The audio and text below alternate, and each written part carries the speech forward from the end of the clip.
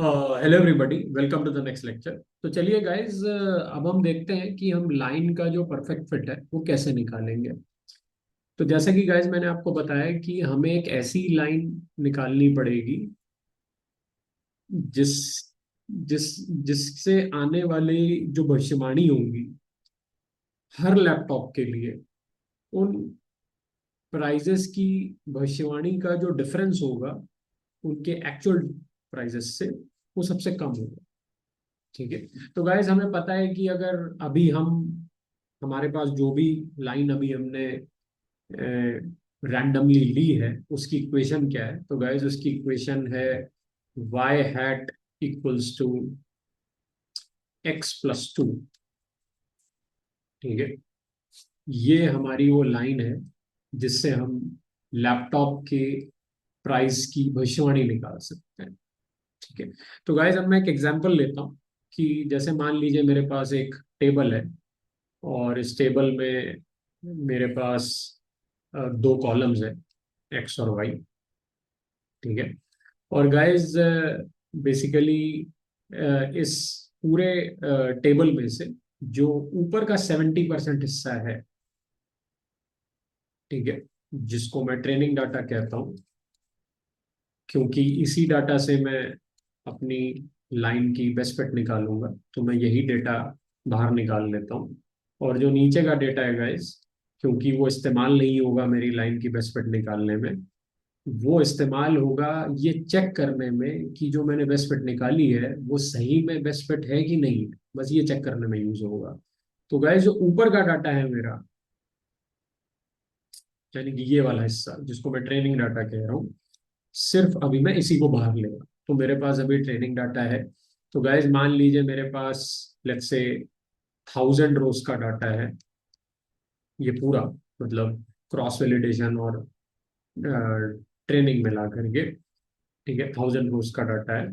ठीक है। In fact guys मुझे दो नहीं बल्कि तीन हिस्से करने चाहिए, एक क्रॉस वैलिडेशन डाटा होगा और एक टेस्टिंग डाटा भी होगा।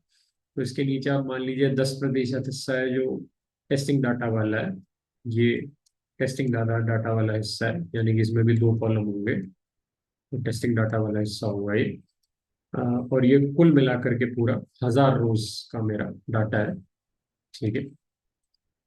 अब गाइस इन 1000 रोज में से जो 70% हिस्सा है वो मैं ट्रेनिंग डाटा ले रहा हूँ। तो ये मेरा ट्रेनिंग डाटा आ गया गाइस बाहर।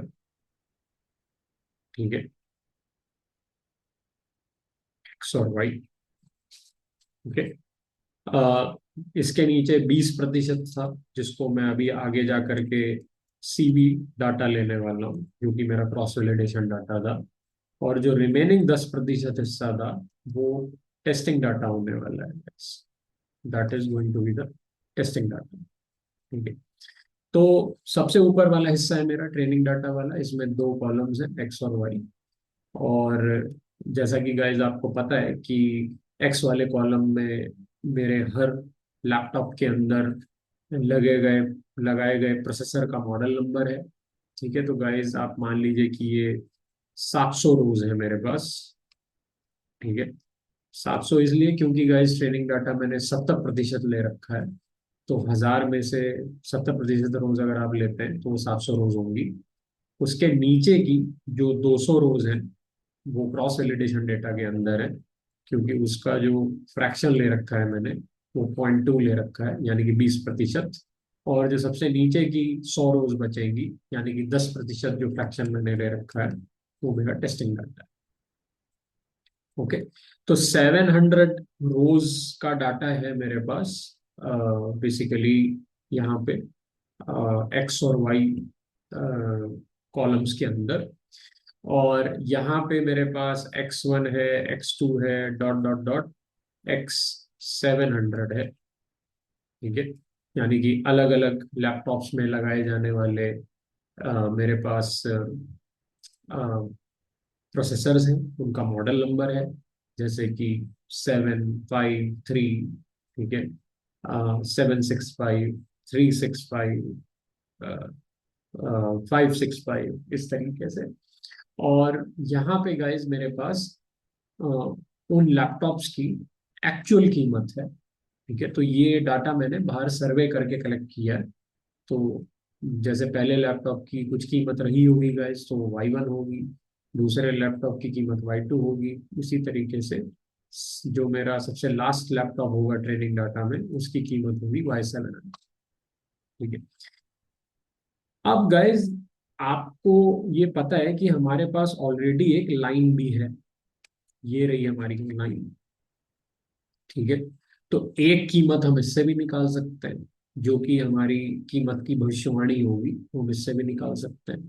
तो गाइस, अब आप इमेजिन करिए कि इसके साथ अब आपने एक कॉलम और ऐड कर लिया, और ये कॉलम है वाई हैट का कॉलम, यानी कि जो प्राइजेस की भविष्यवाणी आएगी, प्राइजेस की जो भविष्यवाणी आएगी, ये उसका कॉलम है गाइस। तो इसका मतलब यहाँ पे आपके पास बेसिकली जो है वो Y1 हैट है। ठीक है, फिर Y2 हैट है। ठीक है, यानी कि हर एक लैपटॉप की आपने इस लाइन की इक्वेशन से भविष्यवाणी भी निकाल ली। तो गाइस, भविष्यवाणी कैसे निकालेंगे? बहुत सिंपल है। आप यहाँ पे जो x है, उसकी जगह पे आप क्या प्लग इन कर दीजिए। अगर आपको पहले लैपटॉप की भविष्यवाणी निकालनी है, तो गाइस x की जगह आप x1 प्लग इन कर दीजिए। x1 मतलब यहाँ पे कोई नंबर होगा, प्रोसेसर का मॉडल नंबर होगा, वो आप प्लग इन कर दीजिए, और सीधा आपके पास वाई हैट आ जाएगा, यानी कि Y1 हैट आ जाएगा। तो गैस Y1 हैट आ गया, फिर आप इसकी जगह x2 प्लग इन कर दीजिए, तो आपके पास Y2 हैट आ जाएगा। फिर आप इसी की जगह x3 प्लग इन कर दीजिए, तो आपके पास Y3 हैट आ जाएगा। तो गैस ऐसे करते करते आपके पास Y700 हैट आ गया, यानी कि हर एक लैपटॉप के प्राइस की भविष्यवाणी भी आ गई आपके पास। ठीक है, so that is going to be the situation, भविष्यवाणी आ गई गाइस आपके पास। ओके, अब गाइस हम चाहते हैं एक ऐसी लाइन निकालनी जो कि अ, हर एक लैपटॉप के जिसका जिसकी भविष्यवाणी हर एक लैपटॉप के प्राइस से, या फिर मुझे कहना चाहिए एक्चुअल प्राइस से, सबसे कम हो। यानी कि गाइस, मैं ये चाहता हूं कि अ, अगर मैं अपने हर एक लैपटॉप के लिए इन दोनों का डिफरेंस निकालूं, किन दोनों का, Y1 और Y1 हैट का डिफरेंस निकालूं। ठीक है, sorry guys. Okay, okay, Y1 और Y1 हेड का डिफरेंस निकालूं, Y2 और Y2 हेड का डिफरेंस निकालूं, Y3 और Y3 हेड का डिफरेंस निकालूं, और इसी तरीके से Y700 और Y700 हेड का डिफरेंस निकालूं। तो ये सारे के सारे डिफरेंसेस सबसे कम आने चाहिए, ताकि मेरी जो भविष्यवाणी है वो हर लैपटॉप के सेकेंड हैंड एक्चुअल प्राइस के बिल्कुल पास लाई है। तो बेसिकली मैं एक ऐसी लाइन चाहता हूँ जो मेरे डाटा डाटा पॉइंट से सबसे क्लोज से पास हो। ठीक है, और वो इसी से मैं इंश्योर करूंगा कि मेरा ये जो डिस्टेंस है वो सबसे कम हो जाए। तो गाइज, अल्टीमेटली मैं यही चाहूंगा कि मेरा ये जो मीन डिफरेंस है, ठीक है, मीन डिफरेंस से मेरा मतलब है कि अगर मैं let's say Y1 minus Y1 hat निकालूं, ठीक है, plus Y2 minus Y2 hat निकालूं। ओके,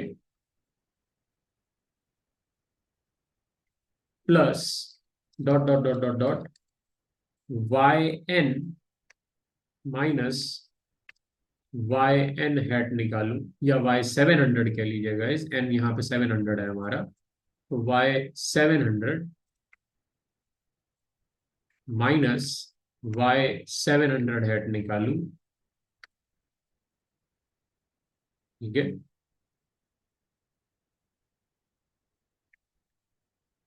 ठीक है?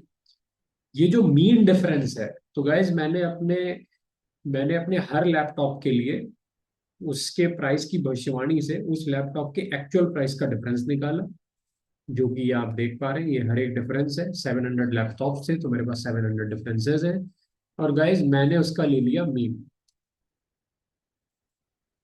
ठीक है, और गाइज हम क्या करेंगे, हम due to some unknown reason, ठीक है, मैं ये बात दोबारा से इस शब्द को री एम्फेसाइज करना चाहूंगा कि due to some unknown reason. जी हाँ गाइस, मैं इसको अभी के लिए आपके लिए अननोन ही कहूंगा, और मुझे पता है कि आप भी ये सोचेंगे, ठीक है, कि मैं जो करने जा रहा हूँ अभी वो ऐसा क्यों करने जा रहा हूँ।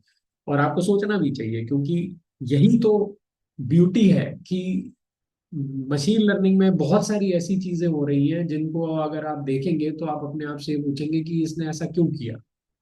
ठीक है। और गाइस उस क्यों का जो आंसर है वो मशीन लर्निंग की मैथमेटिक्स के अंदर है। तो अभी जो मैं करने जा रहा हूँ उसका मेरे पास कोई बहुत स्ट्रेट फॉरवर्ड, बहुत ज्यादा ही स्ट्रेट फॉरवर्ड डायरेक्ट आंसर नहीं है। लेकिन इसके बहुत सारे पॉसिबल एक्सप्लेनेशंस हैं जो भी मैं करने जा रहा हूँ। लेकिन क्योंकि वो एक्सप्लेनेशंस अभी इन लेक्चर्स के स्कोप से बाहर हैं तो मैं अभी उन पे फोकस नहीं करूंगा। एंड इसीलिए मैंने बोला अननोन रीजन, क्योंकि अभी आपको पता नहीं रहेगा। लेकिन गाइज मैं क्या करने जा रहा हूँ, मैं इनके डिफरेंसेस का मीन लेने की बजाय इनके स्क्वायर्ड डिफरेंसेस का मीन लेने जा रहा हूं। यानी कि हर एक लैपटॉप के प्राइस की भविष्यवाणी का उसके एक्चुअल प्राइस से डिफरेंस के स्क्वायर का मीन लेने जा रहा हूं। ठीक है। और गाइज इसी चीज को बोला जाता है मीन स्क्वायर्ड एरर। इसको एमएसई कहते हैं गाइज, मीन स्क्वायर्ड एरर बोलते हैं इसको, मीन स्क्वायर्ड एरर। ठीक है। तो अल्टीमेटली गाइज अब आपको समझ में आ गया होगा कि मेरी जो परफेक्ट फिट वाली लाइन होगी वो कौन सी होगी, जिसके लिए ये जो मीन स्क्वायर्ड एरर है ये सबसे कम हो जाए। यानी कि जिसके लिए जो मीन स्क्वायर्ड एरर है ये मोस्ट मिनिमम वैल्यू ले ले, या बिल्कुल मिनिमम वैल्यू ले ले। मोस्ट मिनिमम क्या होता है, मोस्ट मिनिमम मतलब मिनिमम ही हुआ, यानी कि मिनिमम वैल्यू ले ले। ठीक है। क्योंकि गाइस अगर मिनिमम वैल्यू ले लेगा तो हमें पता है कि जो हर एक लैपटॉप का जो वाई हैट है, यानी कि जो रेड वाला प्राइस है, यानी कि जो भविष्यवाणी वाला प्राइस है, वो उसके एक्चुअल प्राइस से सबसे कम ही होगा। और उस केस में हमारी जो लाइन होगी वो हर पॉइंट के सबसे नजदीकी से जा रही होगी, तो हमें ऐसी लाइनें निकालनी है। ठीक है। तो अब हमें गाइस करना क्या है कि एक ऐसी लाइन की इक्वेशन निकालनी है। टू बी मोर स्पेसिफिक, मुझे एक मुझे थेटा 1 और थेटा 0 इन दो पैरामीटर्स की ऐसी वैल्यू निकालनी है जिनका इस्तेमाल करके अगर मैं आगे दोबारा से हर एक लैपटॉप के प्राइस की भविष्यवाणी निकालूं तो ये जो मीन स्क्वायर्ड एरर है गाइस वो सबसे कम आना चाहिए। ये चाहता हूं। ठीक है। तो अब क्वेश्चन ये राइज होता है कि आप अभी ऐसा कैसे इंश्योर करेंगे कि आप ऐसे थेटा 0 और थेटा 1 को निकाल लें। How you will ensure that. ठीक है। गाइस वो भी अभी हम देखेंगे, लेकिन यहाँ पे आप क्लियरली देख पा रहे हैं गाइस कि जो लाइन अभी हमने ली है जिसके थेटा 1 की वैल्यू हमने 1 ले रखी है और थेटा 0 की वैल्यू हमने 2 ले रखी है, ये एक परफेक्ट एग्जांपल है अंडर फिटिंग का। यानी कि हमारी ये जो लाइन है अभी ये अंडर फिट हो रही है। ठीक है। सब perfect example of under fitting, यानी कि हमारा जो जो रैंडम कर्व अभी हमने सेलेक्ट किया है, ठीक है, वो दूर दूर तक हमारे डेटा के पास से नहीं गुजर रहा है, यानी कि ट्रेनिंग डेटा के पास से नहीं गुजर रहा है। ठीक है। ये जो हमने पॉइंट्स प्लॉट किए गए ये ट्रेनिंग डाटा के पॉइंट्स, आप इन्हें वो 700 पॉइंट्स की तरह एज्यूम कर सकते हैं। और हमने जो लाइन अभी रैंडमली सेलेक्ट करी है ये अंडर फिट हो रही है। ठीक है। तो हमें इसे परफेक्ट फिट की तरफ लेकर के आना है। ठीक है। तो चलिए गाइस परफेक्ट फिट अब हम देखते हैं कि कैसे निकलेगा। तो गाइज यहाँ पे मैं आपको सिर्फ एक ही बात बोलना चाहूंगा कि अगर थोड़े समय के लिए आप ये मान लें कि हमें जो सही वाला थेटा 0 और सही वाला थेटा 1 है वो नहीं पता है, जो कि गाइस ऑब्वियस सी बात है कि अभी हमें नहीं पता है कि जो थेटा 0 की सबसे अच्छी वैल्यू होगी, जिसको गाइस अभी के लिए मैं कह देता हूँ थेटा 0 स्टार और थेटा 1 स्टार। कहने का क्या मतलब है गाइस कि ये जो दो वैल्यूज होंगी ये एक नंबर आएंगे। ठीक है। जैसे कि अभी हमने दो रैंडम नंबर लिए हुए हैं, जहाँ पे थेटा 1 की वैल्यू मैंने 1 ले रखी है। लेकिन गाइज अनफॉर्चुनेटली ये स्टार नहीं है, क्योंकि स्टार का मतलब होता है सबसे अच्छी वैल्यू। सबसे अच्छी का मतलब है कि परफेक्ट फिट लाइन के ये जो दो वैल्यूज आएंगी उनकी बात कर रहा हूं मैं, तो उनको मैं स्टार से रिप्रेजेंट कर रहा हूँ। तो भी गाइज ये स्टार तो नहीं है क्योंकि परफेक्ट तो नहीं है। तो थेटा 1 1 है और थेटा 0 2 है। तो गाइज अभी के लिए ये जो बेसिकली हम ये जो थेटा जीरो और थेटा वन मान रहे हैं, उनकी जो सबसे अच्छी वैल्यू मान के चल रहे हैं गाइज, वो हम ये कह देते हैं कि अभी अननोन है। ठीक है, यानी कि हम नहीं जानते कि थेटा जीरो और थेटा वन की सबसे अच्छी वैल्यू क्या होगी। वो बात अलग है कि हमने एक रैंडम वैल्यू अभी ली है, लेकिन ये भी हम जानते हैं गाइस कि वो सबसे अच्छी वैल्यू नहीं है। इसका मतलब वो जो सबसे अच्छी वैल्यू है वो अभी भी अननोन है, हम उसको नहीं जानते कि वो क्या होगी। ठीक है, तो अभी गाइस आप ऐसा समझ लीजिए कि वो जो सबसे अच्छी वैल्यू थी ना, उसका हमने एक तुक्का मारा है, एक अंदाजा लगाया है कि हाँ, जो थेटा वन बराबर वन होगी ना, वही सबसे अच्छी वैल्यू होगी, और जो थेटा जीरो बराबर टू होगी वही सबसे अच्छी वैल्यू होगी। ठीक है, तो गाइस अब हमें इसको बदलना है, हमें इसको चेंज करना है, और धीरे धीरे जो आइडियली सबसे अच्छी वैल्यू होनी चाहिए उस पर लेकर गया। ठीक है, तो इसका मतलब हम अपनी लाइन को धीरे धीरे शिफ्ट कर रहे हैं ऊपर की तरफ। ठीक है, तो गाइस आपको दिख रहा होगा कि अगर आप ज्योमेट्रिकली देखें तो हम क्या चाहते हैं कि हमारी ये जो लाइन है, ये जो लाइन हमने ड्रॉ करी है गाइस, ये धीरे धीरे ऊपर की तरफ शिफ्ट हो, यानी कि ये अपनी स्लोप चेंज करे। ठीक है, और इसका जो वाई इंटरसेप्ट है वो धीरे धीरे हल्का सा नीचे की तरफ शिफ्ट हो। तो गाइस जब ये लाइन धीरे धीरे ऊपर की तरफ शिफ्ट होगी, ठीक है, मुझे सॉरी यहाँ पे एरो, रोटेटिंग एरो नहीं बनाना चाहिए था, मुझे डाउनवर्ड वाला एरो बनाना चाहिए था। यानी कि गाइस ये लाइन हल्की सी वाई एक्सिस पे नीचे की तरफ शिफ्ट हो, और हल्की सी रोटेट हो, हल्की सी ऊपर की तरफ रोटेट हो, तो फिर भी हम ये कह सकते हैं कि हमें एक ऐसी लाइन मिलेगी जो कि मेजोरिटी ऑफ द पॉइंट्स के सबसे क्लोज से जा रही होगी। जिसका मतलब क्या है गाइस, जिसका मतलब ये है कि हमें अपने थेटा जीरो और थेटा वन दोनों को बदलना पड़ेगा। ठीक है, लेकिन कितना बदलना पड़ेगा, वो सबसे अच्छी वैल्यू क्या होगी वो हम भी नहीं जानते। ओके, उसका अभी हमने सिर्फ एक तुक्का मारा हुआ है कि अभी के लिए यही है, लेकिन इसको सबसे अच्छी वैल्यू में लाना पड़ेगा गाइस, तब वो हमें परफेक्ट फिट ऑफ लाइन मिलेगा। तो अब क्वेश्चन ये राइज होता है कि वो परफेक्ट फिट ऑफ लाइन कैसे मिलेगा। ठीक है, तो चलिए गाइस अब मैं आपको एक बहुत ही इंटरेस्टिंग बात बताता हूँ। ठीक है, देखिए गाइस, थोड़े समय के लिए हम ये मान लेते हैं कि थेटा जीरो और थेटा वन जो है वो वेरिएबल्स है।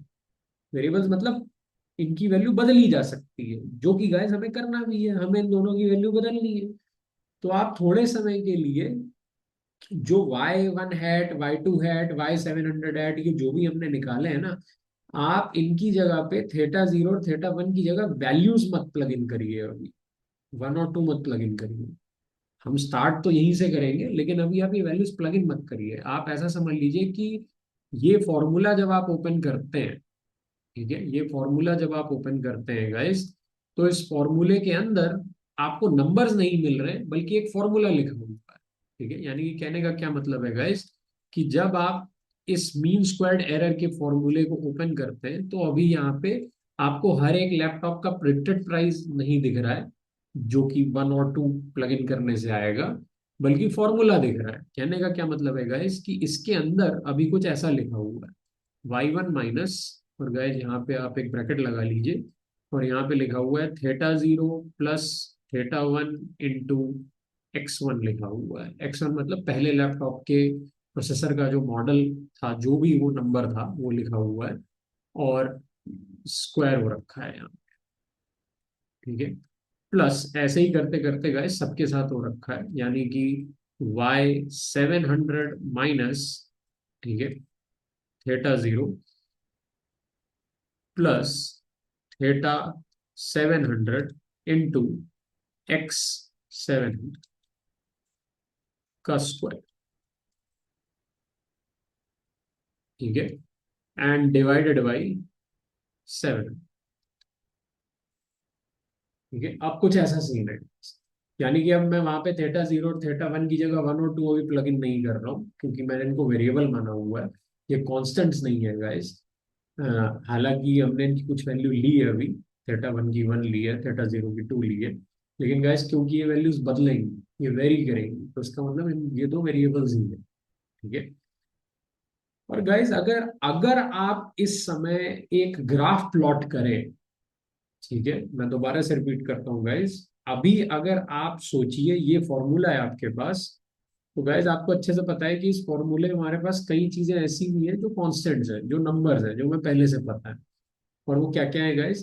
वो हमारे डेटा सेट के वाई और एक्स हैं। यानी कि हमारा जो डेटा सेट हमने सर्वे करके कलेक्ट किया था और ये हमारा ट्रेनिंग डाटा है, तो उस ट्रेनिंग डाटा के वाई और एक्स हैं गाइज।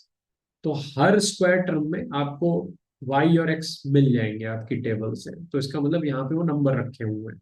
बाकी जो थेटा जीरो थेटा वन है वो वेरिएबल्स हैं, वो हम नहीं जानते गाइज।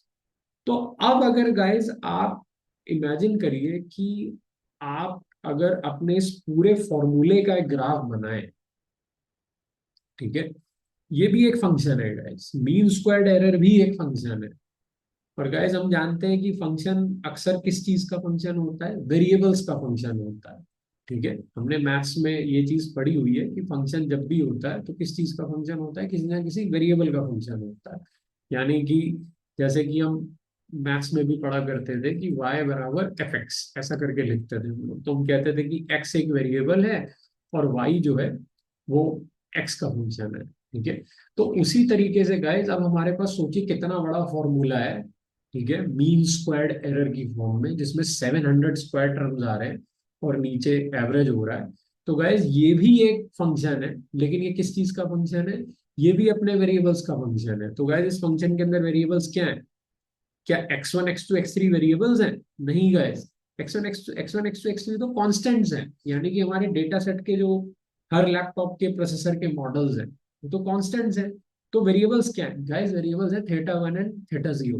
तो इसका मतलब अब हमारा ये जो इस पूरे फंक्शन को ना आप एक नाम दे दीजिए। इस पूरे फंक्शन को आप कह दीजिए कि ये हमारा जो पूरा फंक्शन है, ये जो पूरा फॉर्मूला है मीन का, ये एक फंक्शन के नाम के बराबर है, एमएसई। जैसे एफ ऑफ एक्स पहले वाई के बराबर होता था, अब एमएसई बराबर ये है। तो गाइज अगर इसी चीज को मुझे कंप्रेस करके लिखना हो तो मैं कैसे लिखूंगा मैथमेटिकल भाषा में, थोड़ी सी डराने वाले तरीके से कि सामने वाला देख के डर जाए कि ये क्या हो रहा है?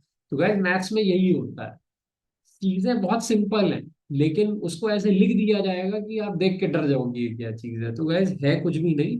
तो अब मैं उसी फॉर्मूले को, एमएसई वाले फॉर्मूले को, अब मैं कैसे लिख रहा हूँ? मैं इसको ऐसे लिख रहा हूँ गैस। तो M S E equal to summation.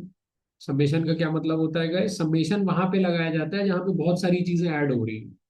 जैसे यहाँ पे हमारे 700 स्क्वायर टर्म्स ऐड हो रहे हैं तो मैं समेशन लगा दूंगा आई इक्वल टू 1 to 700। ठीक है, क्योंकि गैस 700 स्क्वायर टर्म्स ऐड हो रहे थे, समेशन लगा दिया मैंने। और गैस यहाँ पे मैंने लिखा वाई आई। वाई आई आपको पता है गैस क्या है? आई क्या है यहाँ पे?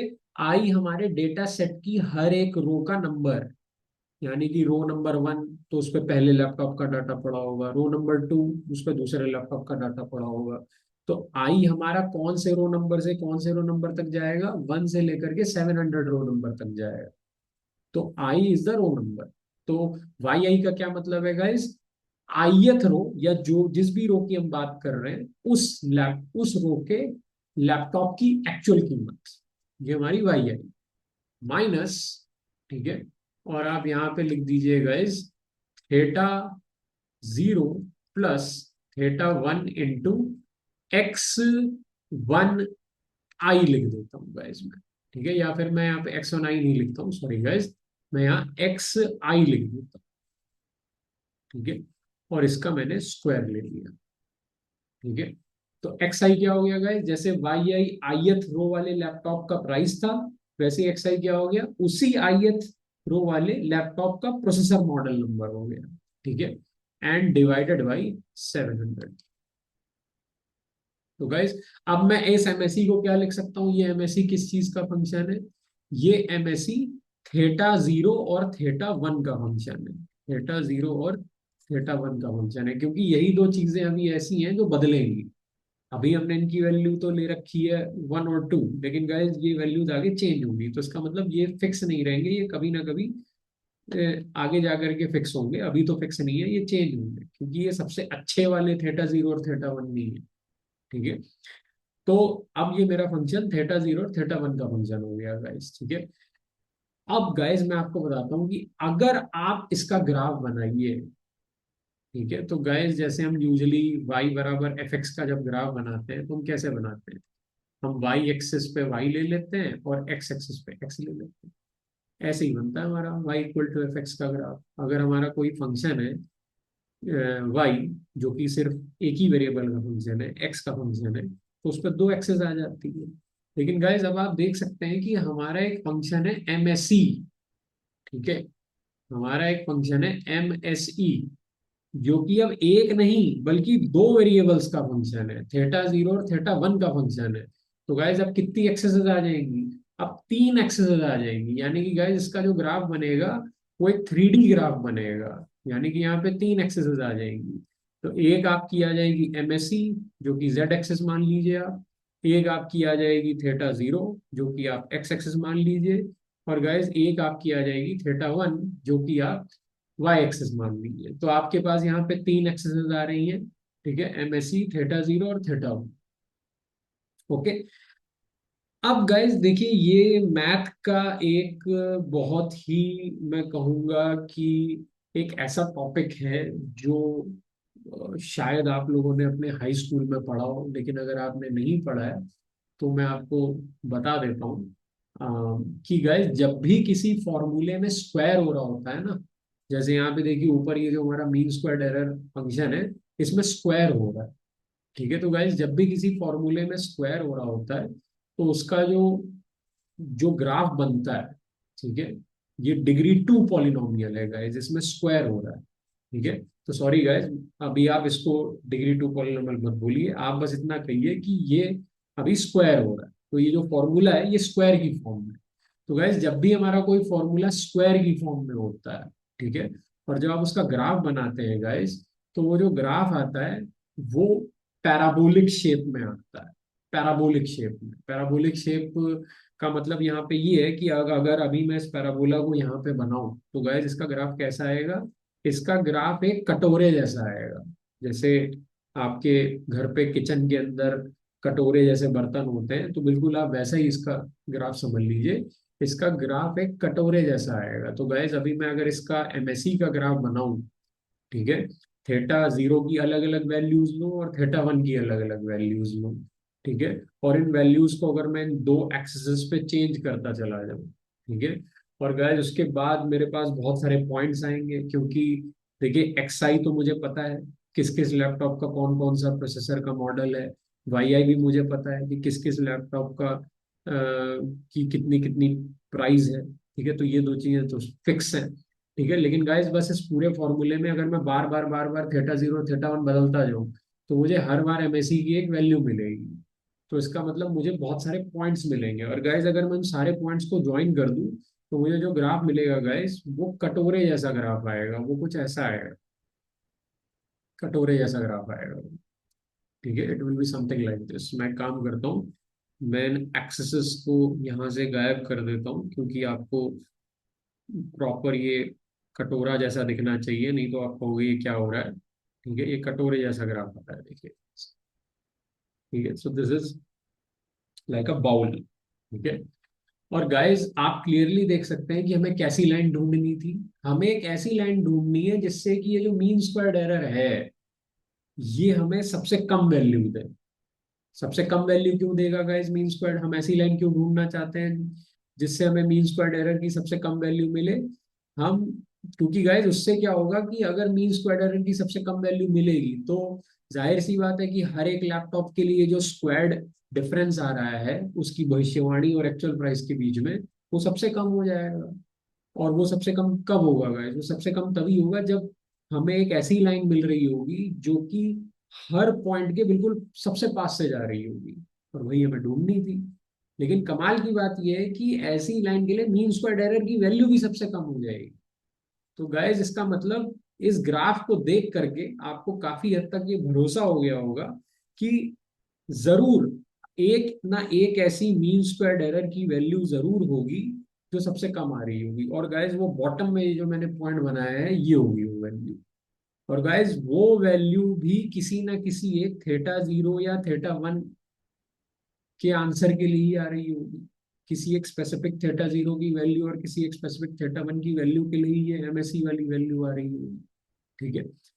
तो अब हमें वो वैल्यूज निकालनी है गाइस थेटा जीरो और थेटा वन की। जिससे कि हमारा ये जो एमएससी है ये बिल्कुल इस बॉटम मोस्ट पॉइंट पे पहुंच जाए। जब ऐसा हो जाएगा तो हम कह देंगे कि हमने अपनी लाइन का सबसे बेस्ट फिट निकाल लिया। ठीक है। तो गाइस अब हम ऐसा करेंगे कैसे? हम मीन स्क्वायर्ड एरर की वो वैल्यू कैसे निकालेंगे? या फिर मुझे कहना चाहिए कि हम थेटा जीरो और थेटा वन की वो सबसे अच्छी वैल्यू कैसे निकालेंगे, जिससे कि हमारा ये जो मीन स्क्वायर्ड एरर है, यानी कि जो पूरा सम है 700 स्क्वायर टर्म्स के ऊपर, मीन और इसका जो हम ले रहे हैं, वो अपनी सबसे लोएस्ट वैल्यू पर पहुंच जाए। तो गाइज इसके लिए अ, हम एक एल्गोरिदम का यूज करते हैं, जिसे हम कहते हैं ग्रेडियंट डिसेंट एल्गोरिदम। ठीक है। Gradient descent algorithm. ठीक है, ग्रेडियंट डिसेंट एल्गोरिदम। ठीक है। तो ग्रेडियंट डिसेंट एल्गोरिदम की मदद से हम थेटा जीरो और थेटा वन की सबसे अच्छी वैल्यू निकाल लेते हैं। और गाइस जब ये वैल्यू आ जाएगी तो हम कहेंगे कि हमने अपनी लाइन का परफेक्ट फिट निकाल लिया है, या फिर हम ये कहेंगे कि हमारा जो लीनियर रिग्रेशन मॉडल है उसने लाइन का परफेक्ट फिट लर्न कर लिया है। या फिर मशीन लर्निंग की भाषा में हम ये कहेंगे कि हमारा जो लीनियर रिग्रेशन मॉडल है उसने अपने आप को ट्रेनिंग डाटा पे ट्रेन कर लिया है, यानी कि वो ट्रेन हो चुका है, उसकी ट्रेनिंग फिनिश हो चुकी है। और गाइस जैसे ही हमारी ट्रेनिंग फिनिश होगी, वैसे ही हम क्या करेंगे कि ये जो थेटा जीरो और थेटा वन की सबसे अच्छी वैल्यू है, इसको हम किसी ना किसी एक जगह पे सेव करा लेंगे गाइस, किसी ना किसी एक स्पेशल टाइप की फाइल में सेव करा लेंगे। क्यों? क्योंकि हम दोबारा से इतना मेहनत करके दोबारा से ये थेटा जीरो और थेटा वन की सबसे अच्छी वैल्यू नहीं निकालना चाहेंगे। एक बार अब आपने सिलेबस पढ़ लिया, एक बार आपने बोर्ड के एग्जाम की प्रिपरेशन अच्छे से कर ली, ठीक है, तो अब आप दोबारा से थोड़े ही वापस से सिलेबस पढ़ना चालू करोगे। आप रिवीजन कर सकते हो, ठीक है, आप थोड़ा सा रिवाइज कर सकते हो, बट अब ये थोड़ी करोगे कि मैं दोबारा से हर एक चीज और अच्छे तरीके से पढ़ूंगा। आप ऑलरेडी बहुत अच्छे तरीके से पढ़ चुके हो। All you need to do is revision. ठीक है। यानी कि वापस पढ़ी हुई चीजों को फेच करना, यानी कि वापस जो मैंने अपना पूरा सिलेबस पढ़ के सीखा था, वापस उन्हीं चीजों को बस रिकॉल करना या निकाल करके लेके आना। तो उसी तरीके से गाइस जब आपका जो मॉडल है वो एक बार सबसे अच्छी बेस्ट फिटिंग लाइन या परफेक्ट फिटिंग लाइन निकाल लेगा, तो फिर आप दोबारा से ये ग्रेडियंट डिसेंट एल्गोरिदम थोड़ी चलाओगे। भाई आपने ग्रेडियंट डिसेंट एल्गोरिदम एक बार चला करके थेटा जीरो थेटा वन की वैल्यू निकाल ली। ठीक है। तो अब इस थेटा जीरो और थेटा वन की वैल्यू को हम एक जगह पे क्या कर देते हैं गाइस, सेव कर लेते हैं। जैसे जब आप बहुत अच्छे से कोई चीज बढ़िया से लर्न कर लेते हो, प्रैक्टिस कर लेते हो, तो आप उसके नोट्स बनाते हो ना। तो नोट्स बना के आप रजिस्टर में आपने जो जो चीजें लर्न करी उस सारी चीजों को आपने एक रजिस्टर के अंदर क्या किया, लिख लिया, कहीं एक जगह पे सेव कर लिया, ताकि कल को अगर रिवीजन करना पड़े, यानी कि वापस जो चीजें आपने लर्न करी थी उसको वापस फेच करना पड़े, तो आपके पास एक जगह पे वो सारी चीजें लिखी हो, सेव हो। ठीक है।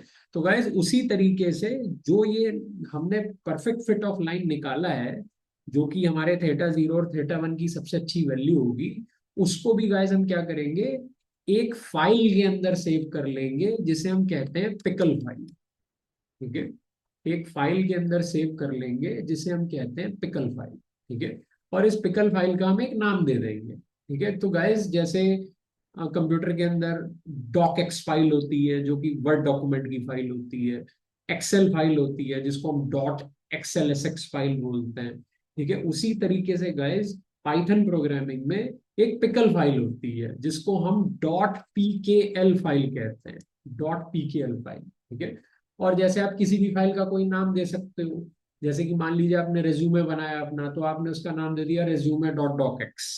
ठीक है। आपने कोई अपनी टेबल बनाई तो उसको आपने नाम दे दिया table dot XL S x, क्योंकि वो टेबल आपने एक्सेल फाइल में बनाई थी। उसी तरीके से गाइस ये जो मेरे पैरामीटर्स हैं थेटा जीरो और थेटा वन, जो जिसके जो कि मेरी बेस्ट फिट लाइन के पैरामीटर्स हैं, जो कि मेरी परफेक्ट फिट लाइन के पैरामीटर्स हैं, जिनकी मदद से आगे मैं किसी भी लैपटॉप की भविष्यवाणी कर सकता हूँ, ये पैरामीटर्स भी मैंने एक पिकल फाइल में सेव करा लिए। और इस फाइल का मैंने नाम दे दिया trained model .pkl, trained underscore model .pkl, ठीक है, trained underscore model, trained underscore model .pkl, ठीक है, ये मैंने इस पिकल फाइल का नाम दे दिया।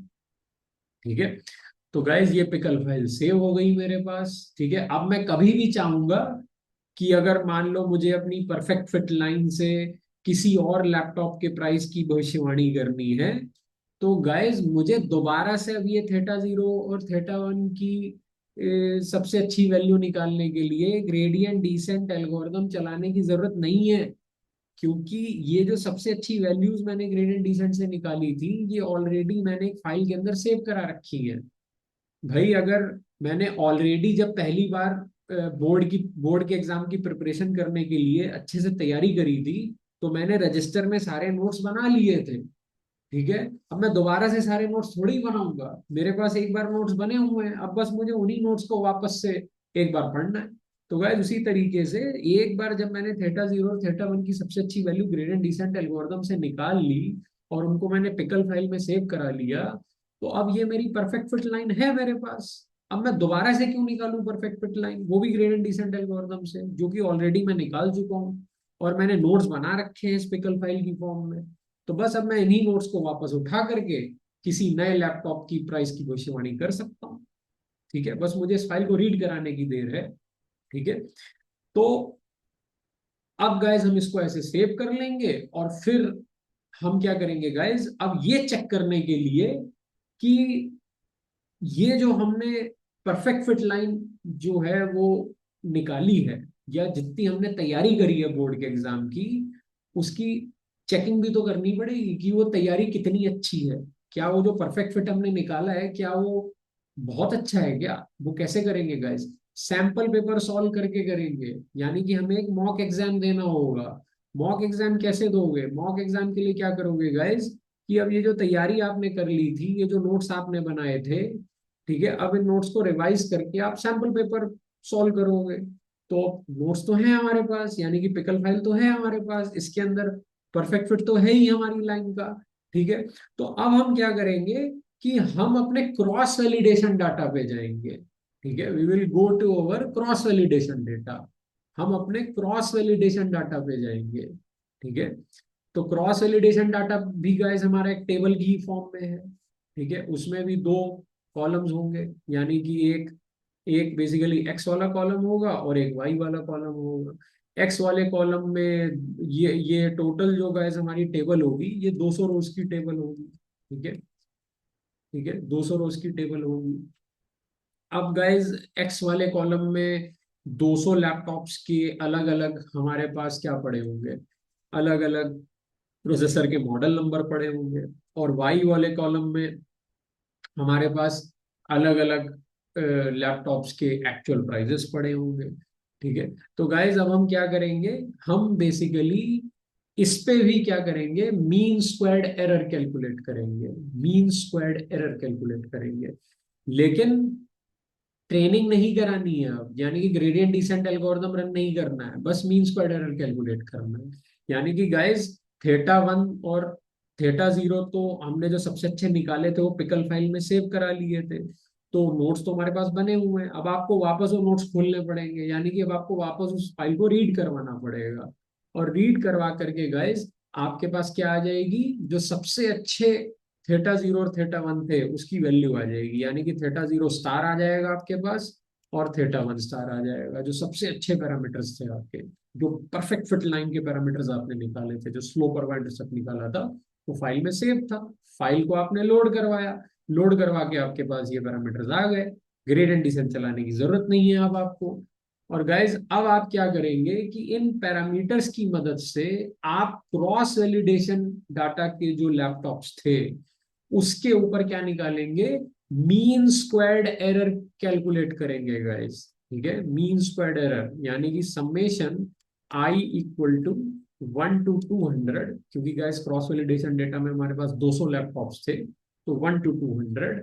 और ब्रैकेट में क्या आ जाएगा गाइस, ब्रैकेट में आ जाएगा वाई आई। ठीक है, वाई आई।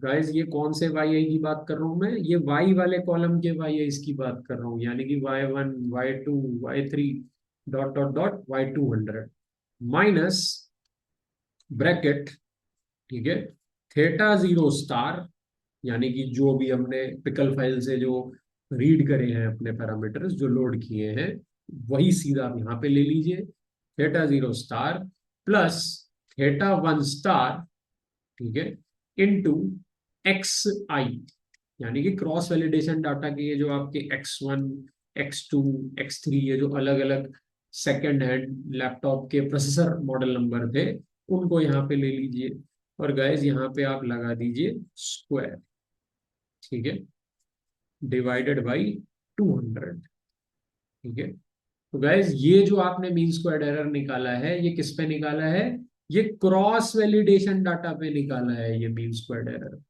ये आपने क्रॉस वैलिडेशन डाटा पे निकाला है, mean squared error cross validation data पे, ठीक है। तो गाइज अब आपको आइडिया तो लग ही गया होगा कि मीन स्क्वायर्ड एरर क्या बताता है। मीन स्क्वायर्ड एरर आपको ये बता रहा है कि आपकी जो लाइन आपने निकाली है वो किसी भी एक स्पेसिफिक डेटा सेट के पॉइंट से कितनी करीबी से जा रही है, जितनी ज्यादा करीबी से जाएगी उतना अच्छा परफॉर्मेंस माना जाएगा उसका उस डाटा सेट के ऊपर।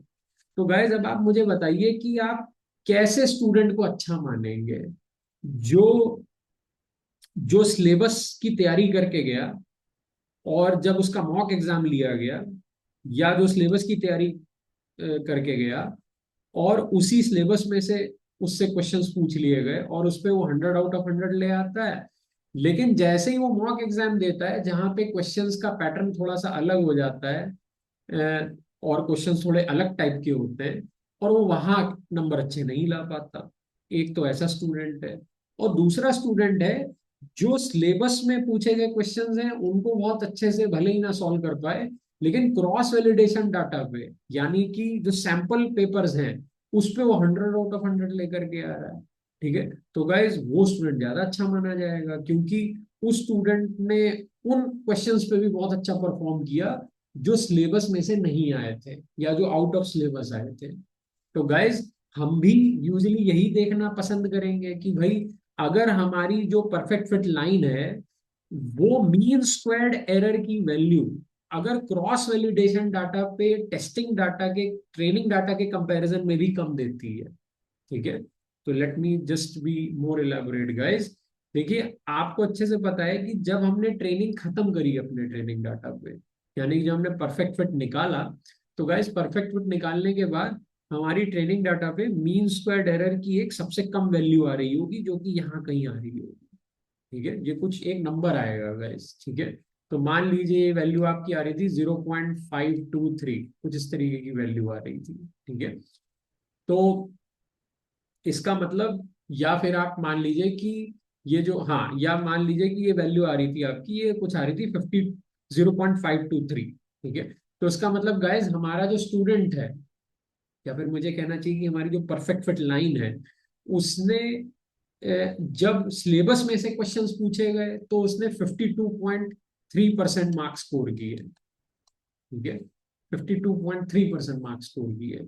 लेकिन गाइज जब उसका मॉक एग्जाम हुआ, यानी कि जब उससे सैंपल पेपर सॉल्व करवाए गए, यानी कि जब उसका परफॉर्मेंस क्रॉस वैलिडेशन डाटा पे देखा गया, तो उसके जो मीन स्क्वायर्ड एरर की वैल्यू आ रही है सीखने के बाद, ठीक है, जिसमें डायरेक्टली हमने ये स्टार वाले थेटा यूज कर लिए थे, ठीक है, यानी कि ट्रेनिंग दोबारा से नहीं करी, जो ऑलरेडी ट्रेन हो चुका था, जो हमने पैरामीटर्स अपने पिकल फाइल में सेव करा दिए थे, उन्हीं पैरामीटर्स को लेकर के ट्रेनिंग खत्म करने के बाद, सिलेबस की तैयारी खत्म करने के बाद, जब हमने मॉक एग्जाम करवाया अपने लीनियर रिग्रेशन मॉडल का, तो गाइस मान लीजिए यहाँ पे जो एमएससी की वैल्यू आ रही है, ठीक है। तो गाइस थोड़ा सॉरी गाइस, मैं यहाँ पे थोड़ा सा एनालॉजी गलत कर रहा हूँ, आप इसको परसेंटेज मार्क्स मत समझिए, ये this is not a percentage marks, ठीक है। क्योंकि गाइस ये तो गलत हो जाएगा ना, कि आप कहेंगे कि सर जितना ज्यादा परसेंटेज मार्क्स आएंगे उतना अच्छा है, लेकिन हम जानते हैं गाइस कि ये परसेंटेज मार्क्स नहीं है, ये मीन स्क्वायर्ड एरर की वैल्यू है, यानी कि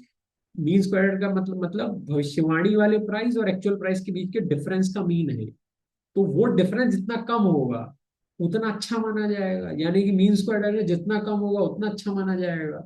तो गाइज अब ट्रेनिंग डाटा पे तो मीन स्क्वायर्ड एरर हमारा ये आ रहा है, लेकिन जब हमने सैंपल पेपर पे सॉल्व करवाया उस स्टूडेंट से, यानी कि जब हमने अपने ट्रेंड मॉडल का एग्जाम लिया, मॉक टेस्ट लिया क्रॉस वैलिडेशन डाटा पे, तो पता चला गाइज वहां पे मीन स्क्वायर्ड एरर आ रहा है हमारा 0.253 आ रहा है हमारा मीन स्क्वायर्ड एरर। तो गाइज ये तो बहुत अच्छा है। क्यों? क्योंकि जो डिफरेंस है हमारी लाइन का, यानी कि हमारी लाइन द्वारा दिए दिए दिए गए प्राइस की जो भविष्यवाणियां हैं और हमारे लैपटॉप के एक्चुअल प्राइस के बीच के जो डिफरेंसेस हैं, वो क्रॉस वैलिडेशन डाटा पे और भी कम आ रहे हैं। यानी कि हमारी लाइन जिस डाटा पे हमने उसका परफेक्ट फिट निकाला भी नहीं है, उस डाटा पे हमारी लाइन बेटर भविष्यवाणियां कर रही है, यानी कि उस पर ज्यादा अच्छा परफॉर्म कर रही है।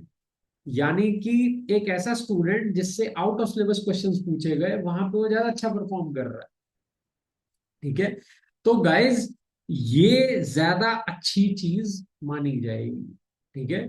यानी कि अगर आपके परफेक्ट फिट लाइन का जो परफॉर्मेंस है या जो मीन स्क्वायर्ड एरर की वैल्यू है ट्रेनिंग खत्म होने के बाद, अगर क्रॉस वैलिडेशन डाटा पे आपके मीन स्क्वायर्ड एरर की वैल्यू ट्रेनिंग डाटा पे निकाली गई सबसे कम मीन स्क्वायर्ड एरर की वैल्यू से भी कम आती है, तो गाइस ट्रेनिंग डाटा पे निकाली गई जो सबसे कम मीन स्क्वायर एरर की वैल्यू थी वो कितनी आ रही थी? वो आ रही थी 0.523, जिसपे हमारे थीटा 0 स्टार और थीटा 1 स्टार आए, जिनको हमने पिकल फाइल में राइट कर दिया। वो ये आ रही थी। ठीक है, दिस इज द बेस्ट जो हम ट्रेनिंग डाटा पे अचीव कर सकते थे। लेकिन गाइस जब हमने सेम थीटा 0 स्टार और थीटा 1 स्टार का इस्तेमाल किया मीन स्क्वायर्ड एरर निकालने के लिए on the cross validation data, तो गाइज वो वैल्यू कितनी आ रही है? वो आ रही है 0.253, यानी कि ट्रेनिंग डाटा के मीन स्क्वायर्ड एरर से भी कम आ रही है ये। तो गाइज ये तो बहुत अच्छी चीज है। ठीक है, क्योंकि ये तो और अच्छा परफॉर्म कर रहा है, ये तो बिल्कुल स्टूडेंट की तरह परफॉर्म कर रहा है जिसका मॉक एग्जाम लिया, तो मॉक एग्जाम में जब आउट ऑफ सिलेबस क्वेश्चंस पूछे गए तो वहां पर उसने और भी अच्छे मार्क्स लेकर के आए। ठीक है। तो दिस इज एन इंडिकेटर कि हमने हमारी जो फिट है गाइस वो परफेक्ट है, यानी कि ये ओवर फिट भी नहीं है, ये अंडर फिट भी नहीं है, हम एक परफेक्ट फिट में पहुंच गए। ठीक है। अगर गाइस ये वैल्यू मीन स्क्वायर्ड एरर की, ठीक है, अगर ये वैल्यू मीन स्क्वायर्ड एरर की फॉर एग्जांपल ट्रेनिंग डाटा के आप कह लो कि ट्रेनिंग डाटा पे निकाले गए मीन स्क्वायर्ड एरर के ही आसपास आ रही होती, तो गाइस ये कोई परफेक्ट फिट ना होता। हम उसको क्या बोलते हैं गाइस? हम उसको अंडर फिटिंग कहते हैं। Under fitting. ठीक है।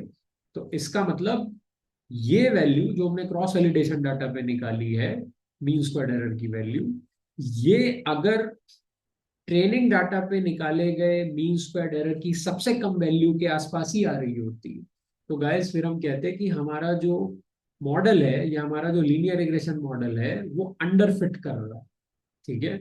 और अगर गाइस ये वैल्यू जो हमने क्रॉस वैलिडेशन डाटा पे निकाली है मीन स्क्वायर्ड एरर की वैल्यू, अगर ये ट्रेनिंग डाटा पे निकाली गई सबसे कम मीन स्क्वायर्ड एरर की वैल्यू से बहुत ज्यादा हो जाती, जैसे मान लीजिए गाइस अभी ट्रेनिंग डाटा पे जो मीन स्क्वायर्ड एरर की वैल्यू आ रही है वो 0.523 आ रही है, लेकिन पता चला हमने जब क्रॉस वैलिडेशन डाटा पे मीन स्क्वायर्ड एरर की वैल्यू कैलकुलेट करी, तो गाइस ये वैल्यू आ रही है फॉर एग्जांपल 2.073 आ रही है। तो गैस ये वैल्यू तो बहुत ज्यादा हो गई हमारे ट्रेनिंग डाटा के मीन स्क्वायर्ड एरर की वैल्यू से। इसका मतलब परफॉर्मेंस क्या हो गया गैस? खराब हो गया क्रॉस वैलिडेशन डाटा पे। ठीक है। यानी कि जब किसी स्टूडेंट से मॉक एग्जाम में आउट ऑफ सिलेबस क्वेश्चंस पूछे गए तो वो सॉल्व ही नहीं कर पाया। ठीक है। तो ये तो गलत चीज है guys। इसका मतलब ये स्टूडेंट अभी बोर्ड का एग्जाम देने के लिए प्रिपेयर्ड नहीं है, यानी कि ये किस चीज का इंडिकेशन है? ये ओवर फिटिंग का इंडिकेशन है गाइस। ओवर फिटिंग का इंडिकेशन है। ओवर फिटिंग का इंडिकेशन। ठीक है। तो अब आपको समझ में आ गया कि कैसे आप ये चेक करेंगे कि आपका परफेक्ट फिट आया है कि नहीं आया है। ठीक है। आपका परफेक्ट फिट तब आएगा गाइस जब आपके मीन स्क्वायर्ड एरर की वैल्यू जो आपने क्रॉस वैलिडेशन डाटा पे निकाली है वो ट्रेनिंग डाटा पे निकाले गए मीन स्क्वायर्ड एरर की सबसे कम वैल्यू से भी कम आ रही है, तब आप ये कह सकते हो कि आपने परफेक्ट फिट निकाला। लेकिन गाइज अगर दोनों ही केसेस में निकाली गई मीन स्क्वायर्ड एरर की वैल्यू कंपेरेटिव है, बिल्कुल पास पास आ रही है, तो आप ये कहेंगे कि एक हिसाब से अंडर फिटिंग हो रही है। ठीक है। और अगर बेसिकली जो मीन स्क्वायर्ड एरर की वैल्यू आपने क्रॉस वैलिडेशन डाटा पे निकाली है, वो ट्रेनिंग डाटा पे निकाली गई मीन स्क्वायर्ड एरर की सबसे कम वैल्यू से बहुत ज्यादा आ रही है, जो कि मैंने भी आपको ये चीज दिखाई, तो गाइज ये क्लियर कट इंडिकेशन है कि आप ओवर फिटिंग कर रहे हैं। ठीक है। तो अब आप कहेंगे कि sir most of the cases में मोस्ट ऑफ द केसेस में ये पहली बार में तो संभव नहीं हो पाता होगा कि हमने कोई एक एक फॉर्मूला चूज किया, जैसे यहाँ पे अभी हमने एक लीनियर फॉर्मूला चूज किया अपने लैपटॉप के प्राइजेस की भविष्यवाणी का, यानी कि एक लीनियर फंक्शन चूज किया, theta zero plus theta 1 x1 या थीटा 1 x चूज किया। ठीक है। तो मोस्ट ऑफ द केसेस में ऐसा तो होता नहीं होगा कि आपने पहली पहली बार कोई फॉर्मूला चूज किया और वो खटाक से परफेक्ट फिट निकल आए। ठीक है। बिल्कुल सही बात guys. Most of the cases में ऐसा नहीं होता है कि हमने पहली पहली बार बस एक लाइन का फॉर्मूला चूज किया और वो लाइन ही हमारी सबसे परफेक्ट फिट निकली। ठीक है। ऐसा नहीं होता guys most of the cases में। तो फिर आप कहोगे कि सर फिर मोस्ट ऑफ द केसेस में तो यही होता होगा, या तो हम अंडर फिट करते होंगे या हम ओवर फिट करते होंगे।